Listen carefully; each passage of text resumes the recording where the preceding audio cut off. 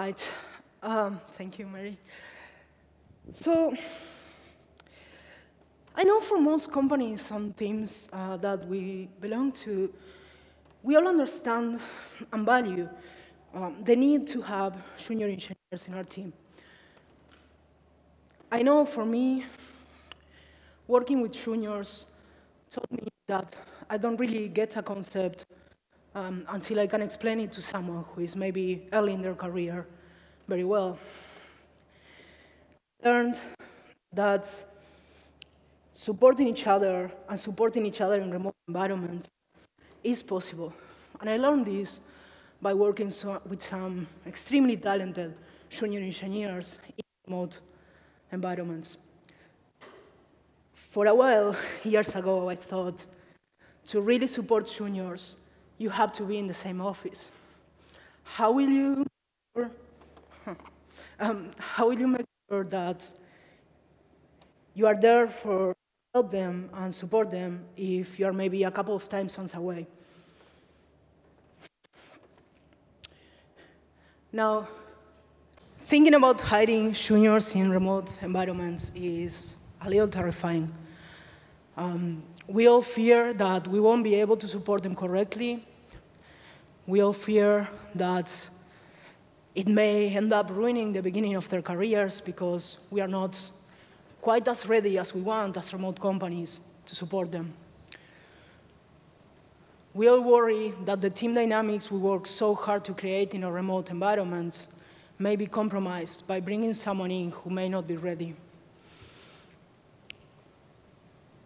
Not many of these concerns are directly linked to remote, though. I think we all worry about those things in offices as well. We worry most of all that we won't know how to help them. But the reality is, as much as helping juniors is complicated, helping seniors build the networks and the communication skills and the interdisciplinary skills that they need to level up and go forward in their careers is also quite complicated in remote environments. I'm Romina. I work in a remote-first, non-profit organization building technology to raise the voices of marginalized people. And I want to tell you a little story about why this matters so much to me. So about 11 years ago, I was starting my career in technology. And as for many, and at the time I was working in an office. Now, it didn't take very long to realize that it was going to be really hard for me to cope with life in offices. Very soon, I was feeling overwhelmed by the noise and chatter of the group. I was having trouble getting things done that I knew I could do. I just couldn't focus. And in this situation, I did not succeed and did not last very long. So less than a year later, I was freelancing alone to be able to work from home. Now, freelancing as a junior was kind of a nightmare. Not only I had to learn the basics of being an engineer and do it kind of alone, but I also had to learn how to market myself, how to get clients, and I was always terrified that the next gig would not come. But freelancing did give me back my ability to focus. I went back to being able to solve problems that I was struggling to solve in an office. I tell you this story because it would have meant a lot as a junior engineer to have access to the kind of supportive remote teams that I'm lucky enough to be a part of today. But whenever we speak about bringing juniors into remote, the general agreement seems to be we just can't do it. While this may sound reasonable because remote is kind of new, if we believe remote is the future, if we believe remote enables people to find ways to control their environment and perform better, then it's time we get better at this. It's time we find ways to bring new people into it. When we expect seniority to enable people to work remotely, we are kind of preventing people who may not be able to thrive in an office from growing. But what's more, you really can't learn how to be remote by working in an office. The skills that you need to communicate effectively and collaborate effectively with a remote team are different from those that you gain by doing the progressive remote setup that I see many teams do, where you are in the office maybe 4 times a week, and then you go to your home once a week. And that day a week is blissful, isn't it? Nobody bothers you. You're just coding and writing and getting things done. But that's not quite what happens in a remote environment when you are doing it every single day. When you're doing it every single day, you actually do need to develop the ability to collaborate and create and ship products remotely, because you really can't depend on a team retreat to plan your work. I know, as I say this, I also know, it's a new thing, remote. It hasn't been around for so long. And we are kind of learning as we go, and there is not a lot of literature. But just as we insist that teams in offices should have a mix of skill levels and skill sets, we should be pushing our teams and our management to bring new voices, new engineers into our remote teams. Now, with this, I don't mean you should go ahead and hire juniors if you haven't not figured out the basics of remote work. If you are still struggling to get a product done remotely, you are not there yet as a team. If your team is not able to support each other, even with only senior people, it's unlikely that you are ready to take on very junior folks. But for many remote companies, we are in established companies. We are in companies with senior folks who are not just able, but willing and looking forward to the possibility of mentoring new people.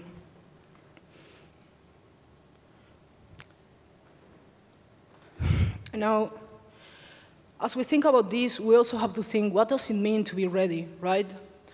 And of course, the very first check in that list would be ensuring that you have team dynamics that enable seniors to support each other. What does it mean that they can support each other? It means that when one of your senior engineers is learning a new skill, they can pull from the knowledge of their coworkers and exchange ideas. It means that when there is a production incident, people are able to help each other already. You should also make sure, before you go and get a new junior engineer, that you have an onboarding process that has been tested. You don't want to be testing your onboarding for the very first time with someone who is in their first year in tech.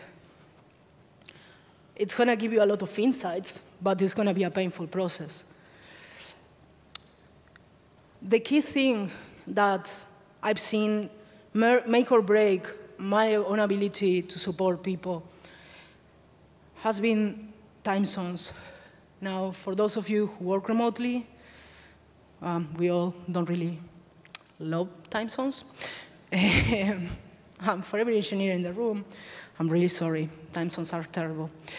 But before you go ahead and hire a junior engineer, you do want to make sure that you have enough time zone coverage to support them.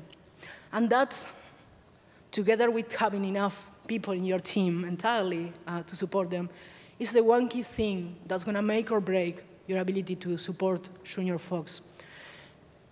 Because what you don't want is to hire a junior engineer who has 8 hours of time difference with the senior person who is going to be mainly in charge of supporting them. That is very hard to do, and I can tell you because I have tried. You want to ensure that if you're a 3-person company, don't even try. It's going to be really tough. But you want to ensure that you have at least 2 senior folks who are really looking forward to this and can commit to take a bit of their time for a few months at least to support this person. Now, the junior engineer is going to need your support for many, many months, but you want to have this commitment for 3 to 6 months from your senior engineers, because those are going to be the most intense months. And you can also always reevaluate and have one of them switch with someone else if they start to burn out. I mentioned the 2 engineers because what I found is it's so easy to feel like you're starting to burn out when you're supporting a junior teammate. And especially if you are remote and have been remote for a while and are super used to not have many interruptions, it's going to feel like you lost a little bit of what you loved about remote. But I promise you, it doesn't last forever. It gets better because juniors will surprise you in their ability to grow and learn very, very fast. You don't need a perfect team. You don't need to have 10 seniors for each junior. You don't need a 200-page onboarding doc. It doesn't have to be perfect. It needs to be functional, and you have to have people who actually want to do it. Oh, sorry. Okay, so we know it doesn't have to be perfect, but what do we do now? We have to go find a junior engineer, and is this the same as when we were in an office? Do we just hire some super brilliant fresh grad who maybe doesn't have the best communication skills? It's going to be a little more complicated.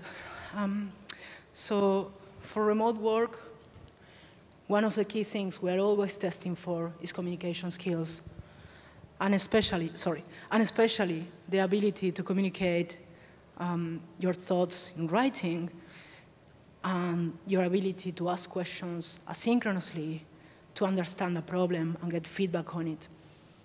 And junior engineers actually have this ability. It's not about seniority, just as much as many seniors don't have this ability. So you want to make sure that when you go and interview juniors, you are testing for this as the main skill that you are going to value to hire them. When you're interviewing, your technical testing should really try to reflect the kind of work and work dynamics that you have. You don't want to be doing whiteboard interviews if your team is mainly working asynchronously.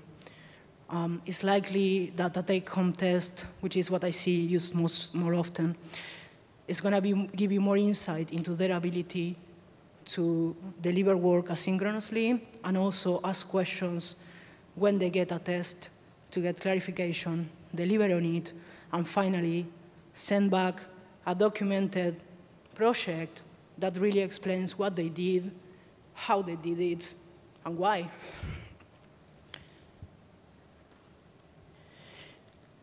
Just as much as you're going to test for these skills, you're going to want to make sure that you highlight that there will be a support network, that they will have access to more experienced people, and that you have a plan for their onboarding. This is going to really make sure that the people who are looking forward to joining you feel like you will be there for them and feel like they want to join your company. One more thing about preparing for interviewing junior engineers that I found very surprising was recently I was speaking with someone about hiring juniors, and their main concern was, well, all the junior engineers I know pull all their social life from work. So if I hire a junior engineer, I'm going to take away from their ability to go out for drinks with their team. And look, at first I was like, wait, how is that a concern? But it's a totally reasonable concern to have, because of course we care about doing right by the people who join our teams. But what you have to do is make sure they actually realize that, because it's one of those non-obvious, obvious but kind of not so much facts about remote life.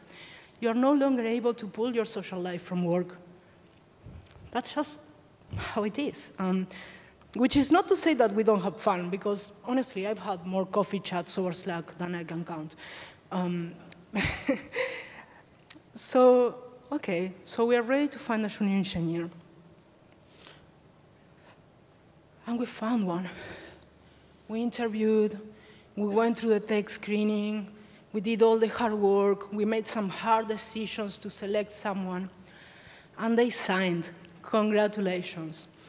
But now starts the hard work of helping them succeed.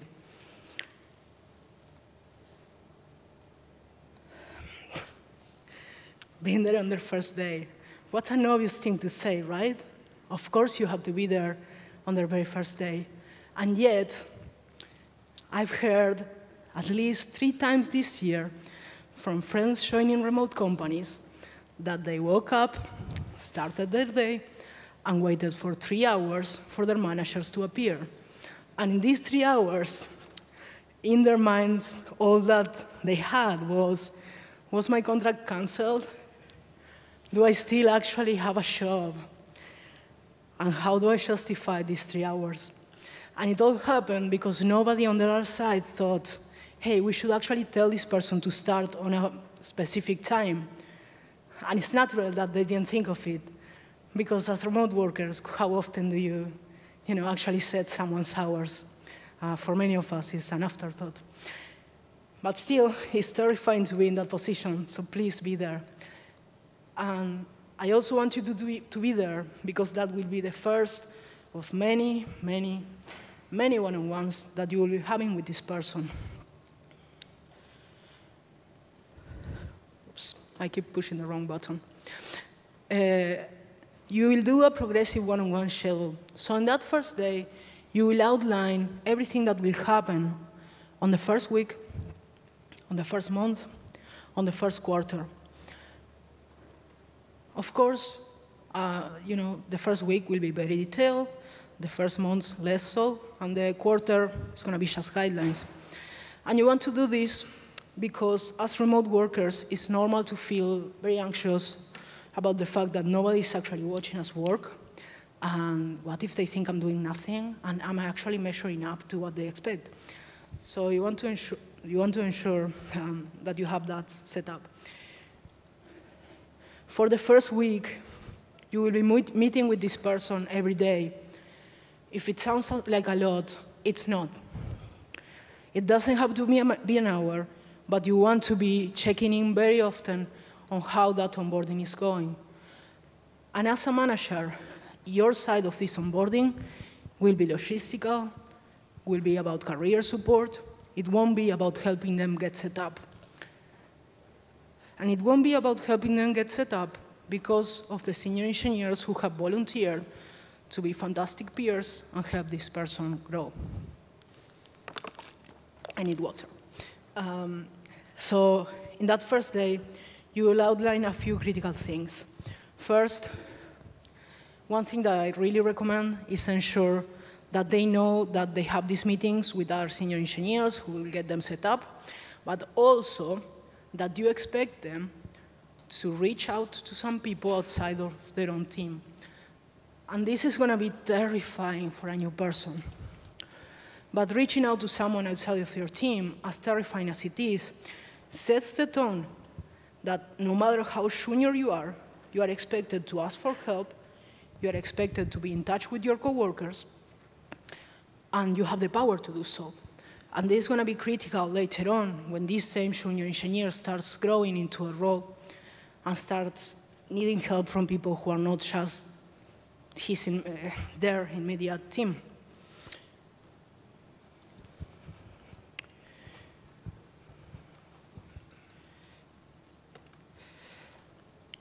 As you go, you will be asking questions to validate learning. And this is going to be much of what you will be doing that first week. You will give them space to read documentation. You know, they will be working with their senior peers in getting set up, and you will be validating learning. And by this, what I mean is to ask simple questions that tell you whether or not progress on onboarding is going as you expected. Things like, how was this specific decision made? Or how do we decide what goes into production? Are basic onboarding questions that you can ask to validate that your documents are as good as you think they are. They are not going to be, and when you discover holes in your documentation, it'd be really great if you encourage the new junior engineer to go help fix that documentation for the next person. That will put them in a position of helping others, which is something that you really want to give them when you can, because it can be so frustrating when you're still junior and everyone is helping you and you feel like you don't have much to give. In this first week, being able to fix something for someone else is going to be powerful.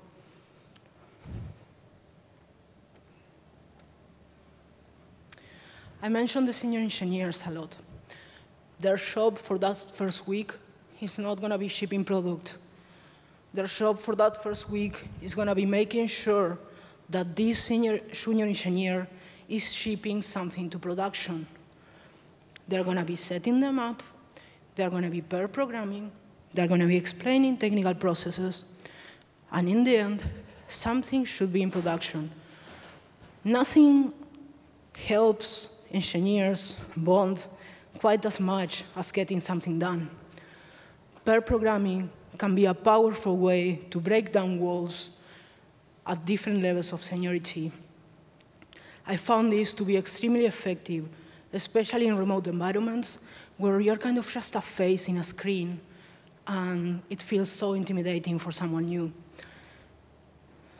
I remember my relationship with an intern going from very stiff and like, you know, you're here and I'm here, changed a lot after we started pair programming more, because she actually saw me make silly mistake, you know, get hung up over some typo.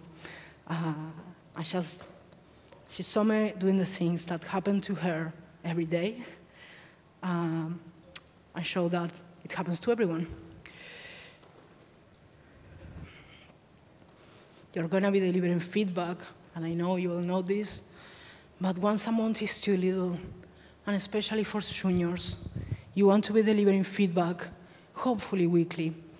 And in that first week, something is going to go wrong, and you should be there to tell them. Something is going to go right, and you should be there to tell them as well. You don't want to just deliver, you're doing great feedback.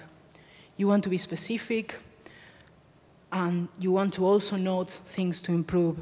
Because what I found happens when you only say the positive is that people don't quite believe you. And I'm looking that way and laughing because this actually happened with Federer, who is in the audience, who for months probably thought I was not providing feedback, just because I was saying so many good things. You're gonna want to make sure, and this is a logistics nightmare, but you're gonna want to make sure that you try to hire the junior person close to a team retreat. I know, it's hard to plan, but try to not let more than 6 months pass before they actually go and have some FaceTime interaction with their team. I found the team retreats to be so powerful. My first team retreat was amazing, and it made a lot of people I respected into full humans instead of faces in a screen, and gave us space to like break down walls as well.